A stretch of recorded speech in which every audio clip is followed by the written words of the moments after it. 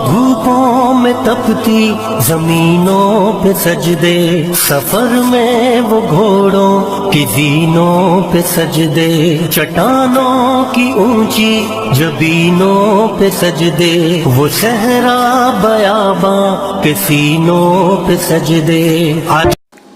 السلام علیکم، میں ضمیر احمد انصاری اور آپ دیکھ رہے ہیں زیڈ نیوز۔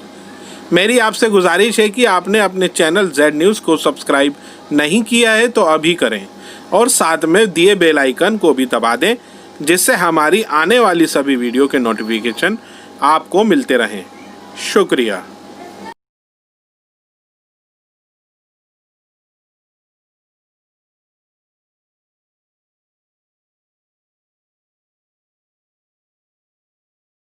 السلام علیکم ورحمۃ اللہ وبرکاتہ۔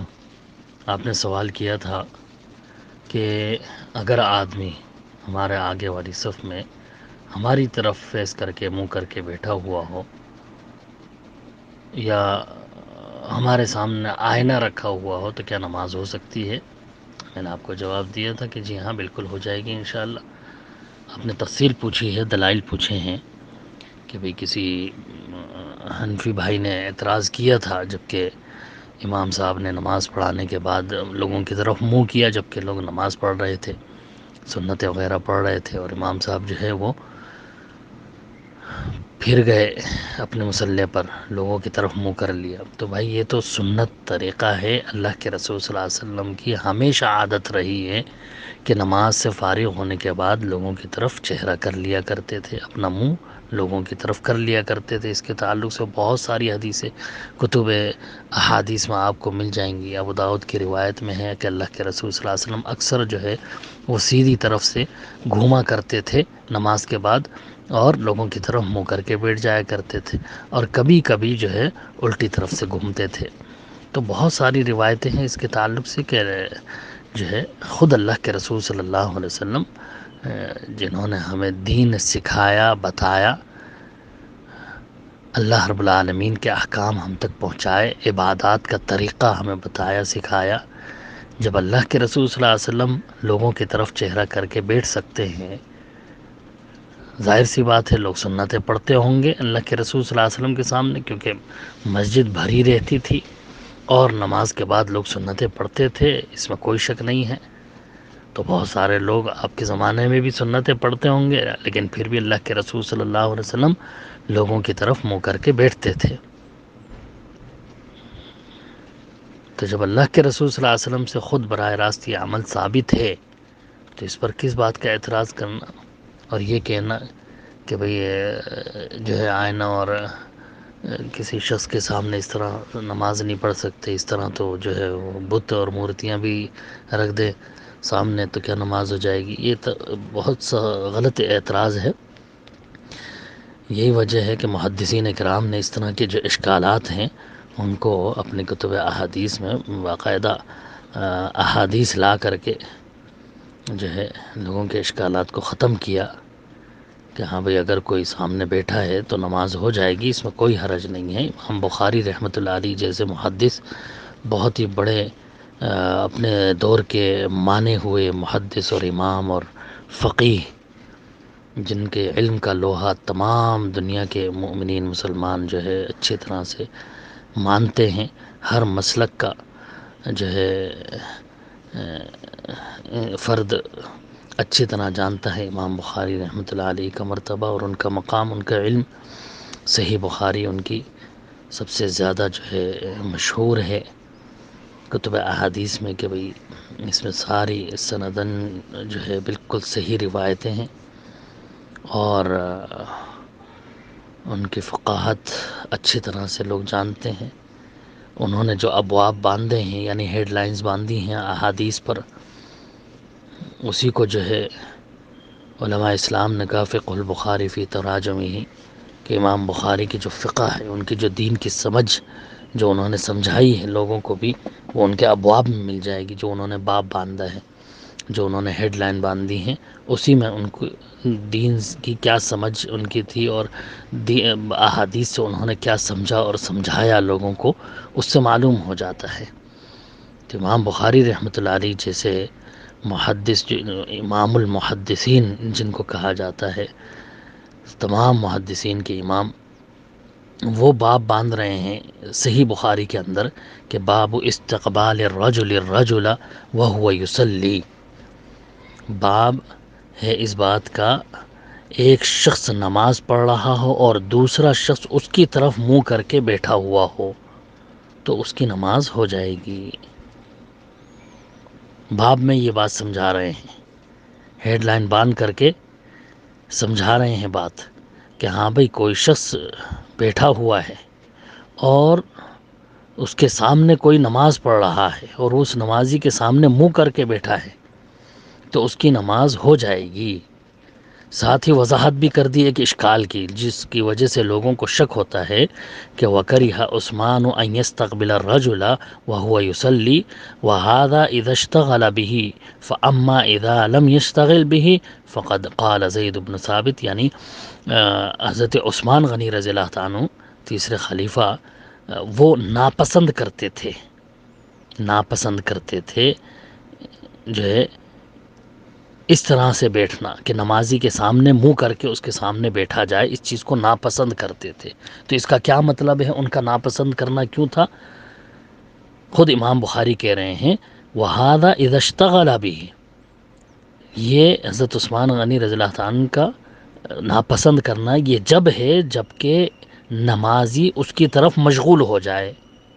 اسی کی طرف اس کا دھیان چلا جائے، اسی میں مشغول ہو جائے، اس کی چیزوں کو، اس کے ہاتھ پیروں کو دیکھنے لگے یا اس کی طرف جو ہے اس کی توجہ ہو جائے، نماز سے اس کا توجہ ہٹ جائے، تب جو ہے یہ ناپسندیدہ ہے۔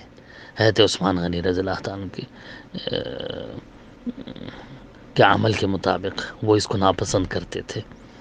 فَأَمَّا إِذَا لَمْ يَشْتَغِلْ، امام بخاری کہتے ہیں کہ اگر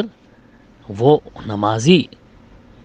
سامنے بیٹھنے والے جو اس کی طرف منہ کر کے بیٹھا ہے اس کی طرف مشغول نہیں ہوتا، اپنی نماز میں دھیان لگا کے اپنی نماز پڑھ رہا ہے، تو ایسے میں پھر دوسرے جلیل القدر صحابی ہیں حضرت زید بن ثابت رضی اللہ عنہ جو کاتب وحی ہیں، اللہ کے رسول صلی اللہ علیہ وسلم پر جو ہے شروع دور میں ہی ایمان لے آئے تھے، مسلمان ہو گئے تھے، اور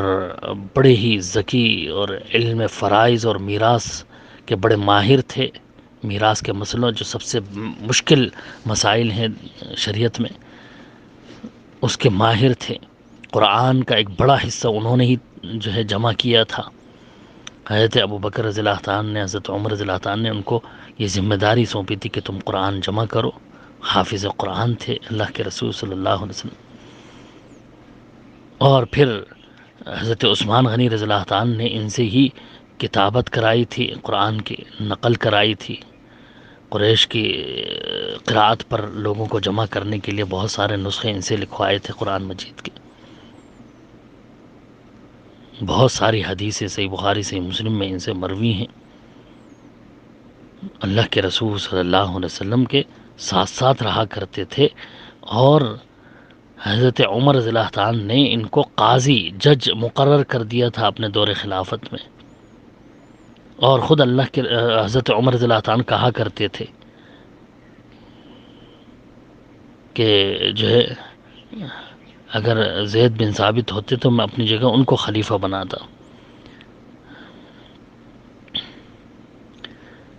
خود حضرت عمر رضی اللہ عنہ جب حج کو جایا کرتے تھے تو اپنی جگہ ان کو خلیفہ بنا کے جاتے تھے مدینے میں۔ سب سے مشہور جو حافظ اور قاری تھے چار، ان میں حضرت زید بن ثابت رضی اللہ عنہ بھی تھے۔ حضرت انس بن مالک رضی اللہ عنہ کی ایک روایت میں آتا ہے کہ اللہ کے رسول صلی اللہ علیہ وسلم نے فرمایا افرز امتی زید بن ثابت، یعنی زید بن ثابت جو ہیں یہ علم فرائض، وراثت کے علم اور قرآن میں جو باقی علم بیان کیے گئے ہیں ان میں سب سے زیادہ میری امت میں جو جاننے والے ہیں وہ زید بن ثابت ہیں۔ بہت سارے لوگوں پر جو ان کو فوقیت دی گئی۔ حضرت عمر رضی اللہ عنہ نے ان کو قاضی بنایا تھا، دین کے مطابق لوگوں کے فیصلے کرو، شریعت کے مطابق لوگوں کے فیصلے کرو۔ حضرت عبداللہ بن عباس کہا کرتے تھے کہ زید بن ثابت راسخین فی العلم میں سے ہیں، سب سے مضبوط علم رکھنے والے، جن کی تعریف اللہ تعالی نے قرآن میں کی ہے۔ جب حضرت زید بن ثابت کا انتقال ہوا تھا تو حضرت ابو ہریرہ رضی اللہ تعالیٰ نے فرمایا تھا آج حبر الامہ کا انتقال ہو گیا، یعنی امت کے جو علم کے سمندر تھے ان کا انتقال ہو گیا ہے۔ پھر حضرت ابو ہریرہ نے کہا کہ ممکن ہے کہ اب اللہ تعالیٰ عبداللہ بن عباس کو ان کا خلیفہ بنا دے، یعنی حضرت زید بن ثابت کے بعد سب سے زیادہ علم والے حضرت عبداللہ بن عباس ہو جائیں، یہ ممکن ہے۔ تو یہ حضرت ابو ہریرہ رضی اللہ تعالیٰ جیسے صحابی ان کے تعلق سے کہتے ہیں، تو یہ بڑے جلیل القدر صحابی ہیں۔ امام بخاری رحمۃ اللہ علیہ نے یہ بیان کیا کہ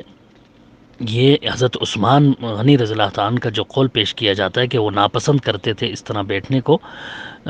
کہ بھئی کوئی شخص بیٹھا ہوا ہو اس حالت میں کہ نمازی کے سامنے منہ کر کے بیٹھا ہو، تو یہ اس حالت میں ہے جبکہ وہ اس کی طرف مشغول ہو جائیں، لیکن اگر مشغول نہیں ہوتا، اپنے دل جو ہے وہ نماز میں لگا ہوا ہے، تو حضرت زید بن ثابت رضی اللہ تعالیٰ کا قول ہے اس تعلق سے کہ ما بالیت ان الرجل لا يقطع صلاۃ الرجل، بھئی مجھے اس کی کوئی پرواہ نہیں ہے، کوئی حرج نہیں ہے، کیونکہ مرد کی نماز مرد نہیں توڑتا۔ ان کا اشارہ اس چیز پر تھا کہ جب حضرت عائشہ رضی اللہ تعالیٰ، امام بخاری اس کے بعد ہی دوسری روایت لائیں، تو اسی کی طرف حضرت زید بن ثابت رضی اللہ تعالیٰ کا اشارہ کہ جب حضرت عائشہ رضی اللہ تعالیٰ اللہ کے رسول صلی اللہ علیہ وسلم کے سامنے لیٹی رہتی تھیں اور اللہ کے رسول کی نماز خراب نہیں ہوتی، تو پھر ایک مرد جو بیٹھا ہوا ہو سامنے، اس سے کیسے نماز خراب ہو جائے گی؟ وہ کیوں نہیں نماز پڑھ سکتا ایک مرد کے سامنے؟ تو یہ حضرت زید بن ثابت رضی اللہ عنہ کا فتویٰ ہے۔ وہ کہتے ہیں کہ ہاں بھی اس میں کوئی حرج نہیں ہے، وہ کہتے ہیں اگر کوئی میرے سامنے اس طرح بیٹھا ہوا تو مجھے کوئی پرواہ نہیں ہے، کیونکہ مرد کی نماز کو مرد نہیں توڑتا۔ پھر امام بخاری رحمۃ اللہ علیہ دوسری روایت حدیث لائے ہیں باب کے بعد، وہی حضرت عائشہ رضی اللہ تعالیٰ والی، کہ حضرت عائشہ کہتی ہیں کہ میں اللہ کے رسول صلی اللہ علیہ وسلم کے سامنے لیٹی رہتی تھی، انی لبینہ وبین القبلۃ وانا مضطجعۃ علی السریر فتکون لی الحاجۃ واکرہ ان استقبلہ فانسل انسلالا، کہ میں اللہ کے رسول صلی اللہ علیہ وسلم کے نماز پڑھ رہے ہوتے تھے اور آپ کے سامنے میں جو ہے چارپائی پر لیٹی رہتی تھی، اور جو ہے جب مجھے ضرورت پڑتی کچھ وہاں سے ہٹنے کی تو میں یہ برا جانتی کہ آپ کے سامنے منہ کر کر کے ہٹوں، یعنی آپ کے سامنے سے ہو کر کے گزروں، تو میں آہستہ سے جو ہے وہ آپ پائنتی کی طرف سے نکل کر کے کھسک کر نکل جاتی تھی، حالانکہ اللہ کے رسول نماز پڑھ رہے ہوتے تھے۔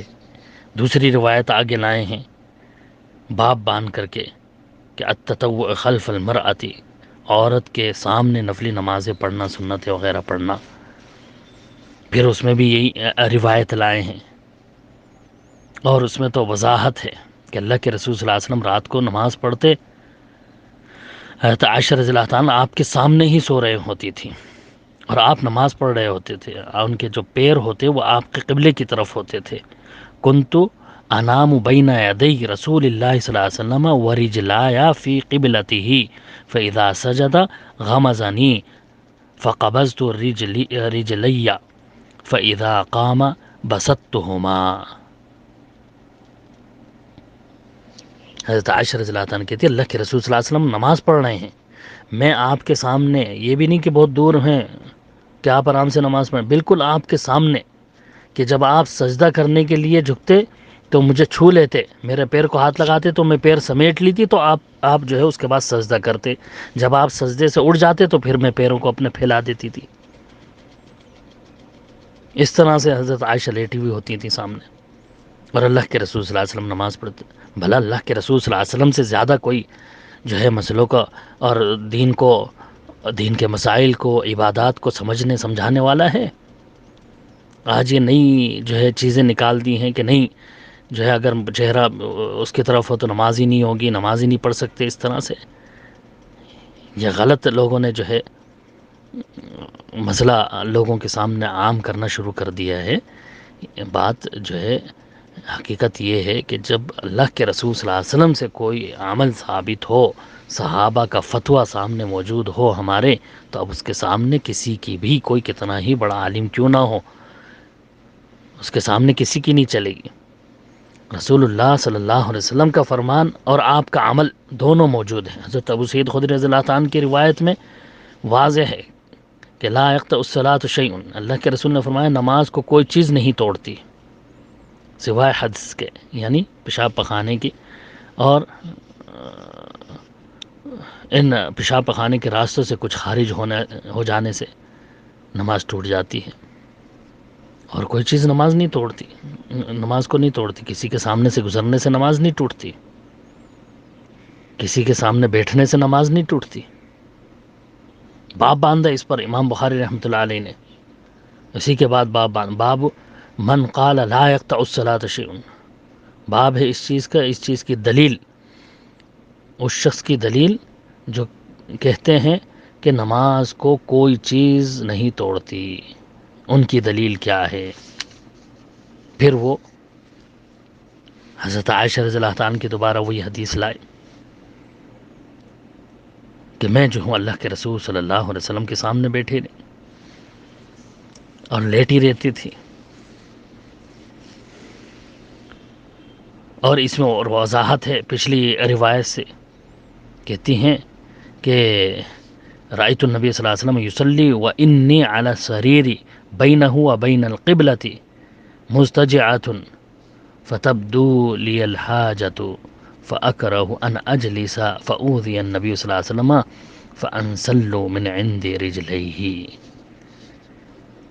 کہ میں لیٹی ہوتی تھی، اللہ کے رسول صلی اللہ علیہ وسلم نماز پڑھ رہے تھے آپ کے اور آپ کے قبلے کے درمیان میں موجود ہوتی تھی چارپائی پہ لیٹی ہوئی۔ پھر جب مجھے کوئی کام آ جاتا اور آپ اللہ کے رسول صلی اللہ علیہ وسلم نماز پڑھ رہے ہوتے تھے تو آپ کے سامنے بیٹھ کر اٹھ کر کے آپ کو تکلیف دینا میں برا جانتی تھی، تو میں چارپائی سے پائنتی کی طرف سے کھسک کر کے نکل جاتی تھی۔ اس کی شرح میں عبد الستار محدث دہلوی رحمۃ اللہ علیہ لکھتے ہیں نصرت الباری کے اندر کہ معلوم ہوا کہ عورت کا نمازی کے سامنے بیٹھا رہنا بنسبت سوئے رہنے کے زیادہ شاغل ہے، اور عورت کا سامنے سے گزرنا بھی تشویش کا باعث بن جاتا ہے۔ سنن نسائی کی روایت میں ہے کہ آپ صلی اللہ علیہ وسلم کے سامنے کھڑی ہو کر گزرنے کو میں ناپسند کرتی تھی، اسی لیے بیٹھے بیٹھے کھسک جاتی تھی،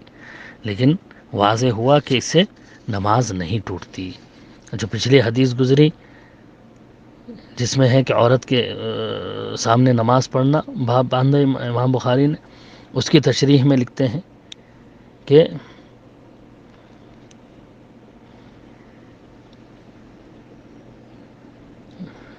نمازی کے سامنے سونے والا خواہ مرد ہو یا عورت، اس کے پیچھے نماز پڑھنی جائز ہے، یعنی اس کو سامنے رکھ کر کے نماز پڑھنی جائز ہے۔ ہاں اگر اس کی طرف خصوصی مشغولیت ہو جائے،